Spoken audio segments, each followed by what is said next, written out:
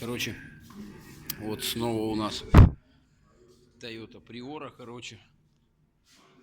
Вот. Искал бряканье, в итоге нашел, короче.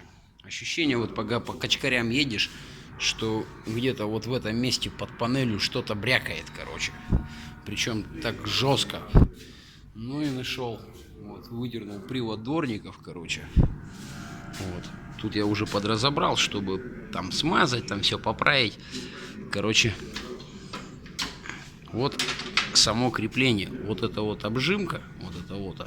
И вот здесь вот ее хреново, но ее видно, что она прям брякает. И вот оно тут незаметно, а когда оно все прикручено к кузову, то это прям ощутимо вообще до ужаса. Вот она. Вот сейчас будем это все убирать, устранять, по пути поромажем, там все подмажем, чтобы было все ништяк. Ну и думаю, основную проблему больше у меня тут брякать нечему. Остальное все поправлено уже. Ладно, всем привет, ищите